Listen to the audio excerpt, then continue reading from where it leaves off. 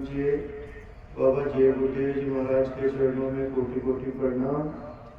वक्त के संत सतगुरु उज्जैन वाले परम संत अब उमाकांत जी महाराज जी के चरणों में कोटि कोटि प्रणाम। आप सभी संगत के जिम्मेदार माताएं बहनें बुजुर्ग नौजवान सारी संगत को जय गुरुदेव जय जय गुरुदेव। देखो प्रेमियों, आज ये त्रयोदशी का भंडारा जो गुरु महाराज जी ने हर वर्ष जैसे होता था उसकी बजाय हर महीने महाराज जी ने अपार दया करके और हर महीने मनाने के लिए आप हमको ये अवसर मिला। तो आप ये याद करो और ये याद रखो कि जब गुरु महाराज के हम लोग गए थे, जब गुरु महाराज से नामदान लिया था, उस वक्त हमारी क्या कंडीशन थी और आज आप हम लोग कहाँ पहुँच गए गुरु महाराज की दया से। पहले किस हालत में थे? पहले इस हालत में भी बहुत से लोग थे कि न छोटी सी कोई नाली को भी पार करते तो ऐसे लगता है जैसे कोई समुद्र है। इस हिसाब से इस हालत में आज गुरु महाराज ने किस लायक बना दिया।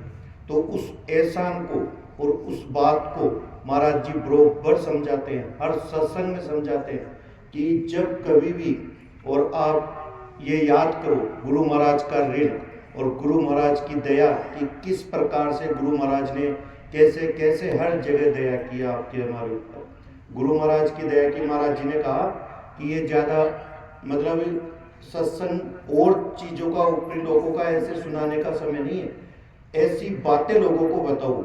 आप सब लोग जो भी अपने तौर तरीके से, महाराज जी ने कहा कि आप अपने तौर तरीके से प्रचार करो। प्रचार कैसे होता है? जैसे आप चले गए और किसी बहुत से सत्संगी ऐसे है प्रेमी जो कि मतलब आना चाहते हैं लेकिन कोई कारणवश नहीं आ सकते, कोई कैसे नहीं आ सकता, कोई कैसे नहीं आ सकता, तो उनको आप समझो, आप जाओ अपने हिसाब से, अपने अनुभव, आपके पास अनुभव भरे पड़े। इसने कहा और कुछ सुनाने की जरूरत ही नहीं है, आप अपने अनुभव लोगों को बताने लगो और जिनके पास आप खड़े हो जाओ तो वहीं पर आप लोग उनको बताने लगो। जहाँ कहीं भी खड़े हो जाओ वो भी सेवा मान ली जाएगी। सबको लोगों को बेचारों को अभी ये मालूम ही नहीं कि मांस खाने से क्या होता है, कि मांस नहीं खाने से क्या होता है। तो आप उनको समझाओ कि देखो बकरा काटने वाला, मारने वाला, मांस लाने वाला, पकाने वाला, खाने वाला, खिलाने वाला, सबको बरोबर पाप लगता है, सबको बरोबर पाप लगता है। महाराज जी ने कहा कि इतने पाप के भागीदार बन गए लोग, एक एक आदमी के ऊपर न जाने कितनी जीव हत्या का पाप लग गया। अरे लोग मुंह दिखाने के लायक नहीं रह गए, ऐसी इतनी जीव हत्या का पाप लग गया कि लोग मुंह दिखाने के लायक नहीं रह गए। आप सब प्रेमियों प्रचार करो इस बात का। एक समय महाराज जी ने कहा अभी रक्षाबंधन पर कि एक समय ऐसा आएगा कि लोग अपने तौर तरीके से और अपने जिस भगवान को मानते हैं, जिस अल्लाह ताला को मानते हैं, जिस गुरु को मानते हैं, गॉड को मानते हैं, उनसे माफी मांगेंगे कि अब माफ करो, मेरी कर्मों की सजा अब माफ करो। ऐसा समय एक समय ऐसा आएगा। तो आप अपने तौर तरीके से और इसी तरीके से प्रचार करो।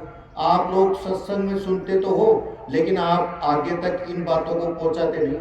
आप अपने तरीके से, जहां महाराज जी ने कहा किसान हो किसानों में करो, व्यापारी हो व्यापारियों में करो, बच्चियां बच्चियों में करो, माताएं माताओं में करो, बहनें बहनों में, जवान लड़के हो जवान लड़कों में करो।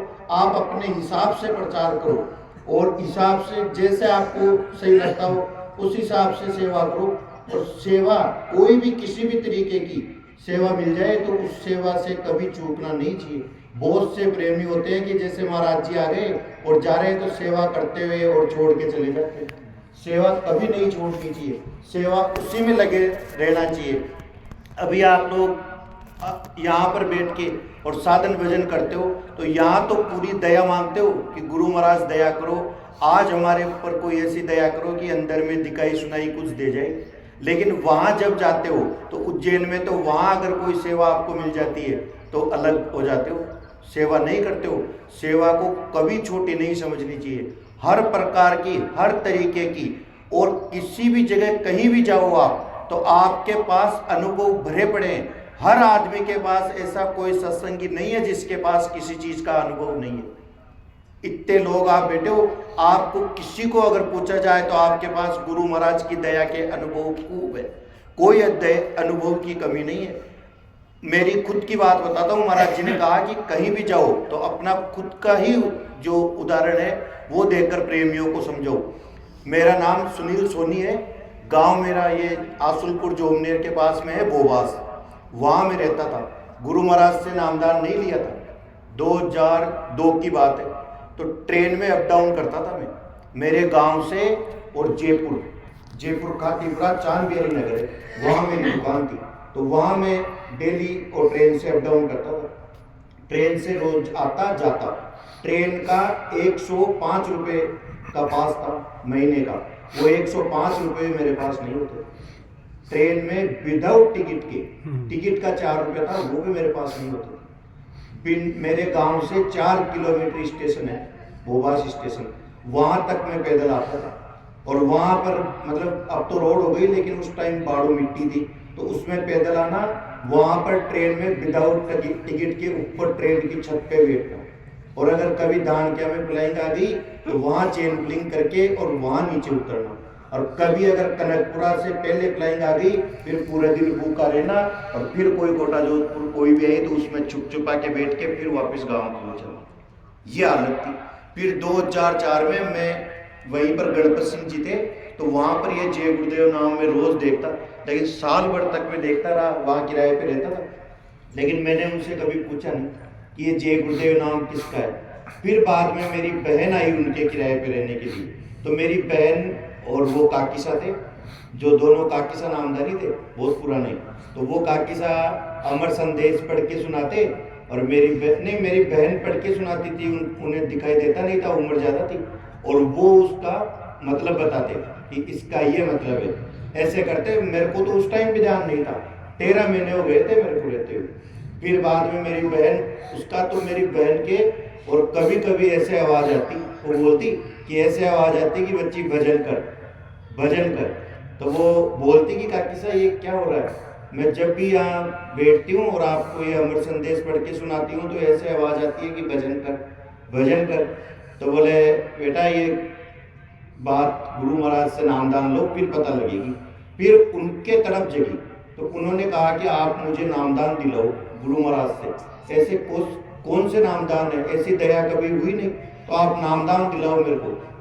तो वो काकी साहब बोले हम ऐसे भंडारा आएगा तो भंडारे पे हम जाएंगे, तो आप हमारे साथ चल चलना। तो वो भंडारे के लिए तैयार हो गई कि ठीक है मैं आपके साथ चल चलूँगी। अब वो जिस दिन जाना था गाड़ी आके बाहर खड़ी हो गई। अब वो मेरे जीजा जी को जाके बोली कि मुझे इनके साथ जाना है काकी साहब के साथ। तो उन्होंने मना कर दिया, नहीं कहाँ जाएगी ये, बाबा के चक्कर में नहीं फंसना अपने को, और ये ले जाएंगे बेकार की है ये चीज़ें, अपने तो यही रहो। तो वो आके और घर पे अब देखो तड़प और खिंचाव कि वो आके और कमरे में रोने लग गई, और काकी साहब के सामने कि मुझे तो मना कर दिया और नहीं जाने दे रहे। बोले नहीं। अब उन्होंने भी कहा भाई जब वो नहीं जाने दे रहे तो कैसे ज़बरदस्ती आपको लेके जाए, उनके विरुद्ध ले जाना भी ठीक नहीं है, आपको इसी घर में रहना है, इन्हीं के साथ रहना है। फिर ऐसे करते करते और वो घर में रोने लग गई। तो काकी साहब ने कहा कि अब तो आप इनकी फ़ोटो के सामने और कहो कि हुजूर आपकी कोई दया हो जाए। तो इतनी देर में, थोड़ी देर में जब गाड़ी जाने लग गई, सब लोग बैठने वाले थे, तो इतनी देर में मेरे जीजा जी आए और आकर वो फटाफट से और बोले जा कहाँ जा रही है, चल जा। तो वो बोले ठीक है। तो बोले कुछ पैसे तो ले जा। बोले कोई जरूरत को नहीं, काकी साहब दे देना, कोई जरूरत नहीं है, काकी साहब दे देंगे। बोले ठीक है चल जा। फिर वो चुपचाप जाके गाड़ी में उन्होंने उनकी जगह कोई दूसरी सवारी को कर लिया। तो वो तो जो 44 गाड़ी थी, तो उसके पीछे जो सीटें होती है उसके बीच में ही बैठ गई। तो वो काकी साहब बोले कि चंदू अम्मी एक रोटी तो लियो, रास्ते में भूख लगेगी, रास्ते में खाएंगे, हम कहीं होटल में तो खाते नहीं। बोले मैं तो कोई जरूरत नहीं है भूख की, आप तो फटाफट यहाँ से निकलो, कहीं वो वापस आ जाए। ये नहीं कहते कि मत जा, बिना नामदान लिए जब बोले ये नहीं कहते कि मत जा। फिर वो चुपचाप बैठ के जैसे ही घर से निकले और घर से निकलते ही मेन रोड पे दुकान थी तो ऐसे नीचे छुप गई उसमें गाड़ी में। भाई यहाँ पर देख के भी ये नहीं कहते कि ठीक है इसको उतार दो। फिर भरत वो बता रही थी, बोले मैं मेहंदीपुर बालाजी के पहुंच गई। वहां पहुंचने के बाद में फिर मैंने कहा कि अब ठीक है आप अपनी रोटी में से और एक रोटी दे दो मेरे को, अब ठीक है कि अब कोई नहीं बुलाएगा। फिर वहां पर 7 दिन का कार्यक्रम, पहले बड़े बड़े कार्यक्रम होते थे 7 दिन पर, और वो कार्यक्रम में वो वहां रुकी। फिर उसके रुकने के बाद में और उन्होंने हमें मेरे को कहा कि अब तू भी नामदान ले ले गुरु महाराज से। मैं क्यों, ये कौन से गुरु महाराज है? बोले ये गुरु महाराज है और इनसे नामदान ले ले। तो हमारी तो वही कंडीशन थी, ट्रेन से आना और रोज जाना। फिर बाद में मैंने नामदान के बारे में जब हमारे उनके बड़े लड़के तो उन्होंने सोचा अब कहीं देखो सही, आज तक तो जो गलती आपने की लेकिन अब कहीं भी आटा मिलता है आसपास मत लेना, जहाँ तरह शराबी नशे की जरूरत ना, और कोई से आगे से तुम्हारे परिवार भी है वो उनसे आप लेना। और अब गुमास में नामदान देके बिल्कुल आज तक के जो करे हमारे साथ रहे, लेकिन अब गुमास से नाम ले लिया, अब इसको गलती कर वरना फिर चीज नहीं लेकिन। तो मैं वही और कान में रहने दूसरा कमरा चेंज कर लिया, वहां से दूसरी जगह रहने लगी वही पर। और नामदान लेने के बाद उन्होंने बताया नामदान कैसे रूला चला ऐसे में जब ठीक था लेकिन स्टूडेंट करता फिर बाद में ऐसा। और ये जय गुरुदेव नाम बोले मुसीबत में कहीं भी बोलो आपकी मदद रहेगी। और वो कैसा रहते होते हमें वो सोना में रखो इसका एक प्रयास हो रहा है कि मैं यहाँ पर सोनालिया एयरपोर्ट पास हूँ, यहाँ आ रहा हूँ और आपसे मैं चीज मांगी। उस टाइम जीत खूब चल रही थी, हमारे वो 3 लाइन चलते थे तो रात 2 में खूब चलते थे, वो टाइम वो हुआ तो बोला आप ना मैं आपसे ले लूंगा। मैं दोपहर की लाइन और मेरे पास गाड़ी नहीं थी, मेरे भाई की उनका मान के और वहाँ गया उनको लेके आके और वहाँ गया, वहाँ लेकर बिठाया, वहाँ पानी आने पिलाया, उनको चाय पिलाई। फिर बाद मैंने दिखाया तो मैं बड़ा पसंद। फिर मेरे ठीक है, फिर मेरे भाई के पास में तो काका भाई उसके पास खूब पैसे भी खूब और क्या में रोके और वो वहाँ पर चला और वहाँ जाकर मेरे को साथ किया, वहाँ पर मेरे से भी काम बची और वो वहाँ से अब वो देख के फिर मैं आके और मेरे रोने लगे। मैं तो काट साहब मैं कैसे देखो अब गुरु महाराज को दे यार और ऐसे कोई हुई तो मैंने कहा मैं तो पहले भगवान बोले पहले उसके टाइम में कुछ नहीं लेकिन गुरु महाराज भी सही है बोले ऐसे पहले तपाऊं और फिर पार करूं। अगर ऐसे कच्चे और दे दिया कल को तुमको काम करने लगोगे गुरु महाराज देंगे तो इनका तरीका अलग है। ये जब यहाँ से से उठेंगे ये जब देते हैं तो फिर ये दुआ देते हैं ऐसी गति महाराज फिर मैं ठीक है उसके बाद में जब लगा कि टूटने वाला तो 2 दिन बाद में और एक आज मेरे पास बिना जानकारी के आज मेरे पास है और बाकी बताइए वैसा बाकी चीजें बना दो। अब मैंने कभी आते हैं और ये टाइम पर चले जाते उसके बाद उसको जाए और उसने करीब कुछ नहीं बनाया से बेटा तो ये बना दो बना देंगे ऐसी चलती बात तो फिर सोना लेकर आए पास बोले ना ये अब तो सुना दिया तो फिर उसने बनाना शुरू किया तो वो बना और फिर उसके बनाते 4 दिन तक मैं और जजी उनके पास भी काम नहीं था तो हम दोनों वही करते और बनाते फिर बनाते तो फिर एक सोमवार को पता लगा वो जो हमारा ने किया वो आदमी की है एक गुरुदेव नाम का है सुनियो में और वही कमरे में रहता है और बोला एक्चुअली नवा जाकर तो वो शोरूम वाला तो शोरूम वाला आया वो उससे कहीं बहुत ज्यादा है और वो बोला कि आप अपने तरीके से वो पूरा भी बढ़ो और अलग तरीके से कैसे करो मेरा आदमी शुरू फिर मैंने वो लगा शुरू आप कह रही हूँ दिन के मतलब 5 दिन 1 लाख रुपए 5 दिन के 1 लाख रुपए फटाफट का एक ले लिया कब मेरा काम मिला तुमको दे के और चला सुबह इतने महाराज